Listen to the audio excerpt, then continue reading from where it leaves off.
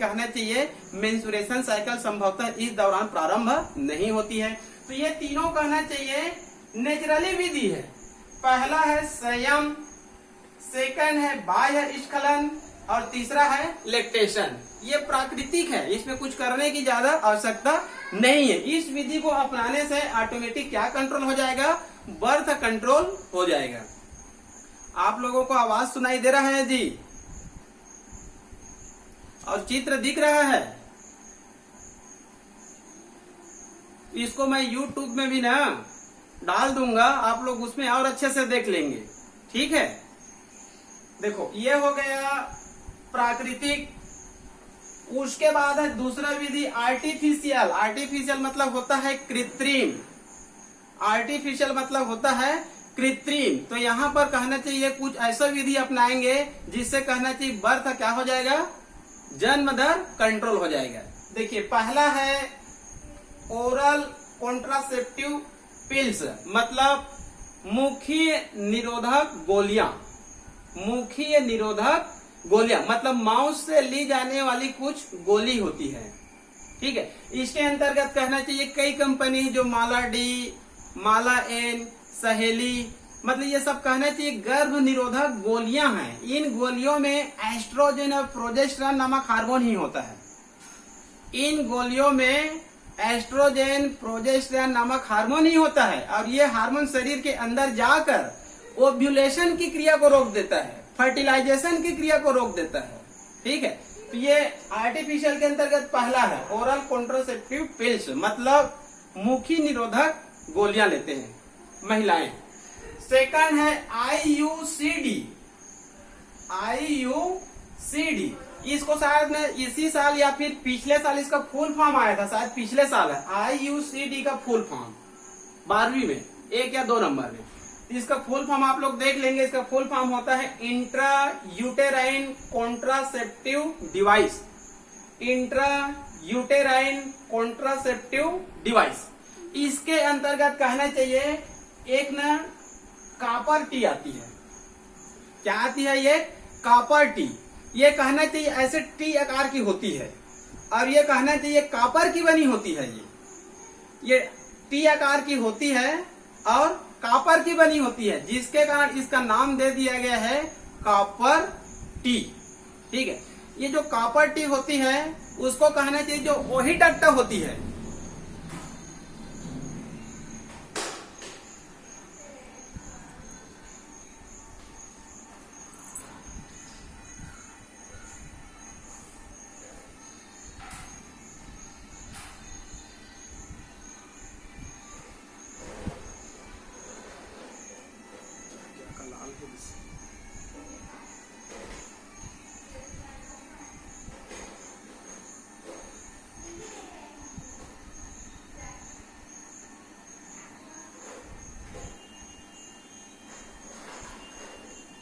मैं दिख रहा हूं जी आप लोगों को?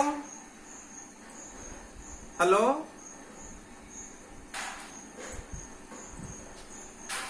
कॉपर टी, जो कॉपर टी होती है वो टी आकार की होती है। इसको दोनों कहना चाहिए जो फेलोपियन ट्यूब नलिका होती है, वही डक्ट जो नलिका होती है वहीं पर कहना चाहिए इसको ऐसे फिट कर दिया जाता है ताकि कहना चाहिए शुक्राणु अंडाणु तक प्रवेश न कर पाए। फीमेल में oogenesis की क्रिया होती है, मेंस्ट्रुएशन साइकिल की क्रिया होती है, अंडाणु भी बनती है और फेलोपियन ट्यूब में भी जाती है, लेकिन शुक्राणु वहां तक प्रवेश नहीं कर पाती है क्योंकि वहीं पर नलिका में क्या लगा देते हैं, कॉपर टी। ये 1 साल 2 साल 3 साल का होता है, मतलब एक निश्चित समय के बाद इसको शरीर से बाहर निकाल देते हैं, फिर उसके बाद नई कॉपर टी फिर लगाते हैं। उसके बाद है ये जो क्वांडोम है और फेमिडोम है। ठीक है, ये कहना चाहिए मेल प्रयोग करते हैं क्वांडोम को, और फेमिडोम एक प्रकार से कहना चाहिए महिला का क्वांडोम है। ये कहना चाहिए मार्केट में अभी इधर नहीं आया है।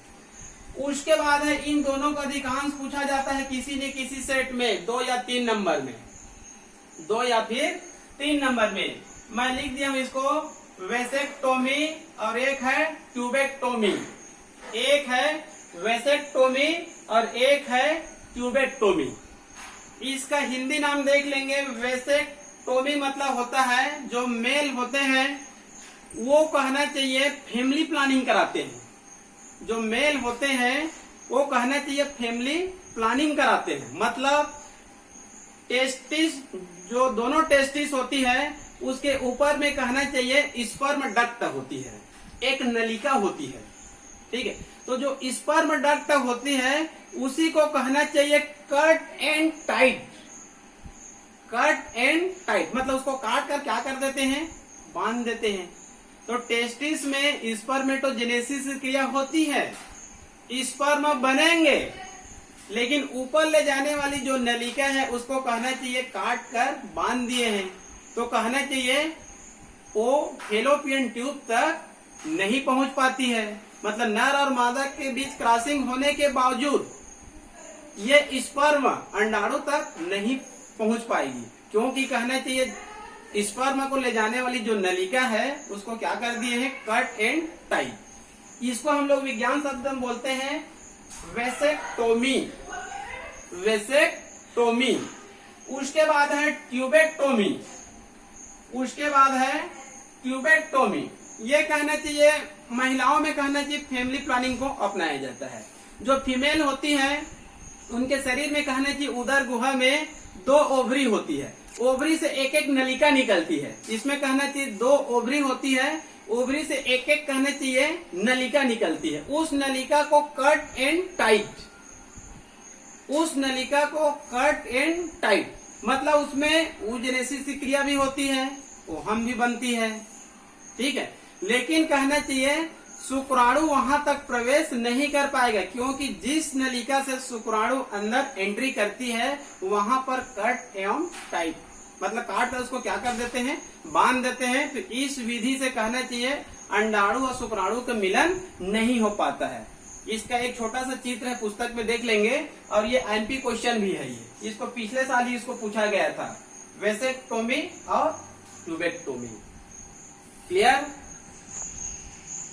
उसके बाद है हार्मोन युक्त पैकेट। हार्मोन युक्त पैकेट ये कहा जाता है आजकल एक नई विधि है जिसमें हार्मोन से युक्त कहने चाहिए एक पैकेट होती है छोटी सी।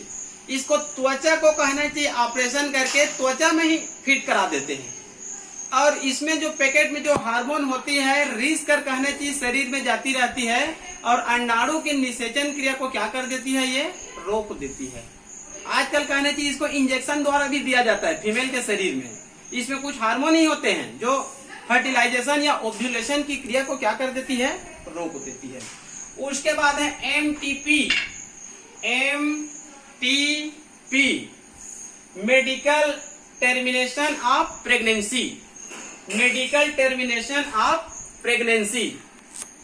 ठीक है, मेडिकल टर्मिनेशन ऑफ प्रेगनेंसी इसका अर्थ होता है गर्भ में पल रहे जो भ्रूण है, गर्भ में पल रहे जो भ्रूण है, यदि वह भ्रूण कहना चाहिए अवांछित है, किसी प्रकार के रोग से ग्रसित है, तो कहना चाहिए भ्रूण को 3-4 माह तक क्या किया जा सकता है, टर्मिनेशन किया जा सकता है, भ्रूण को एबॉर्शन किया जा सकता है। इसको कहना चाहिए एमटीपी कहते हैं। भारत सरकार ने इसको एक कानूनन वैध प्रदान किया है, मतलब 1971 में इस कानून को लाया गया था। इनके तहत कहना चाहिए 3-3.5 माह तक के जो असामान्य भ्रूण है उसको कहना चाहिए डॉक्टरी द्वारा, डॉक्टरी इलाज द्वारा क्या किया जा सकता है, उसको टर्मिनेट या फिर टर्मिनेशन मतलब भ्रूण को एबॉर्शन किया जा सकता है। तो ये कहना चाहिए बर्थ कंट्रोल की विधि है। ये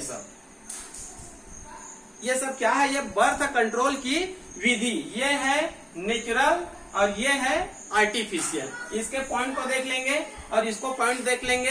यदि इन सब विधियों को कहना चाहिए मेल फीमेल के जो दंपत्ति है यदि इसको अपनाते हैं तो ऑटोमेटिक कहना चाहिए जन्म दर की जो बढ़ती विस्फोट है वो ऑटोमेटिक क्या हो जाएगा, रुक जाएगा। ठीक है, क्योंकि हम लोग देख रहे हैं भारत में जनसंख्या विस्फोट बड़ी तेजी से बढ़ रहा है, और जनसंख्या विस्फोट के बाद क्या क्या समस्याएं आ रही है, इसमें से बहुत सारे समस्या है। उसमें से सबसे मुख्य है गरीबी का सबसे मुख्य कारण है जनसंख्या में वृद्धि। ठीक है जी। आवाज सुनाई दे रहा है कि नहीं दे रहा है? हेलो,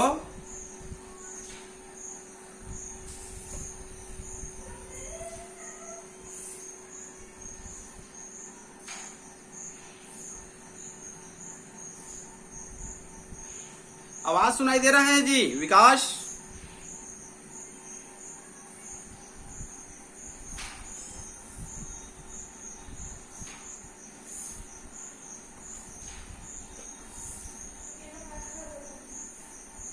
अब उसके बाद हम लोग आगे पढ़ते हैं सेक्सुअली ट्रांसमिटेड डिसीज।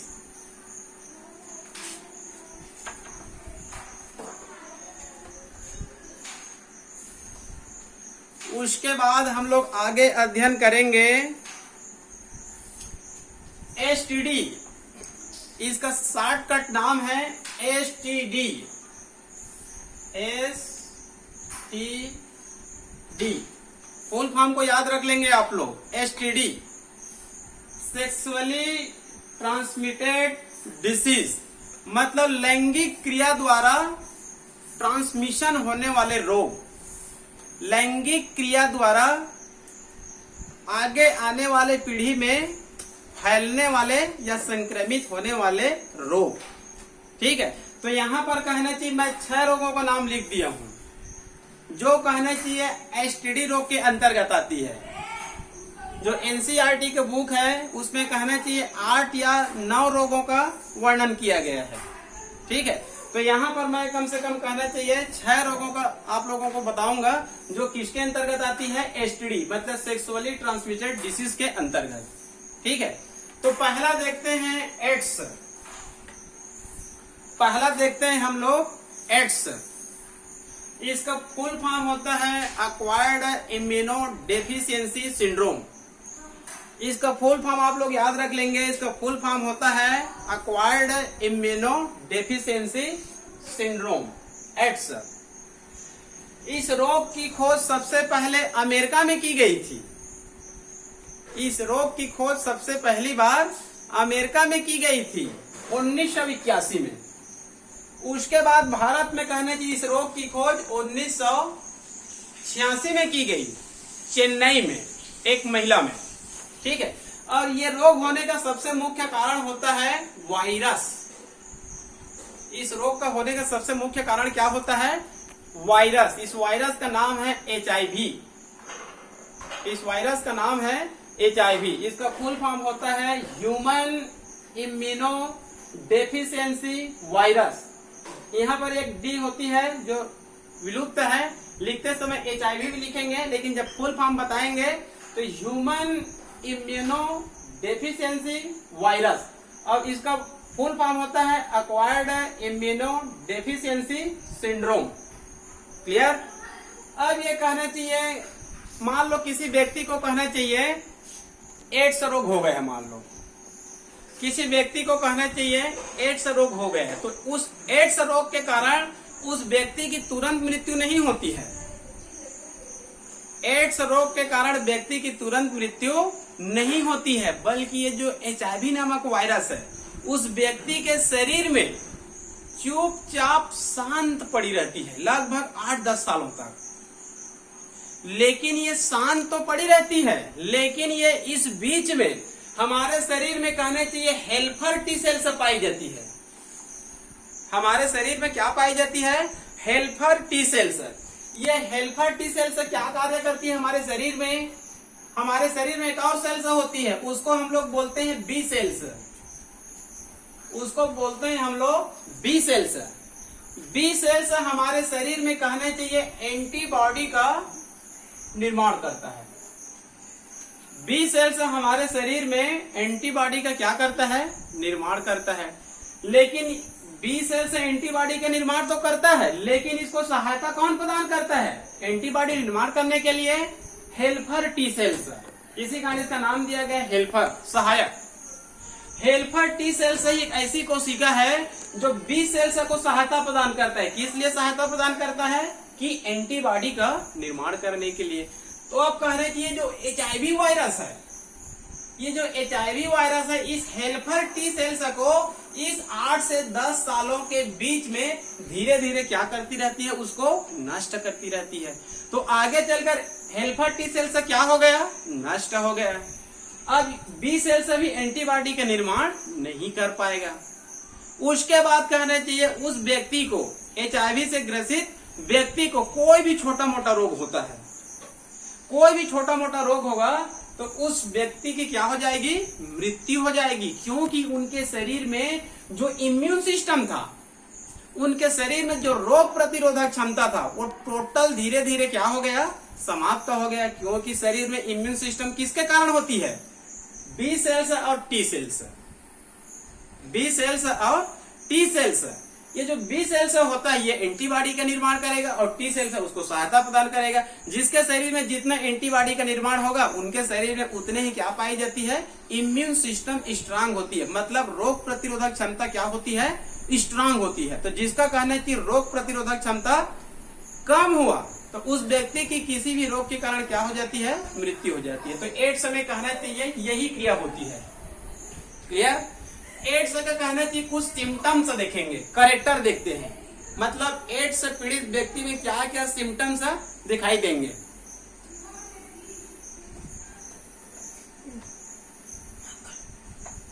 ठीक है, तो यहाँ पर कहना चाहिए कुछ सिम्टम्स देखेंगे, कुछ लक्षण देखेंगे। मतलब एड्स रोगी में क्या क्या कहना चाहिए लक्षण दिखाई देती है। तो 2-4 लक्षण मैं बता रहा हूं।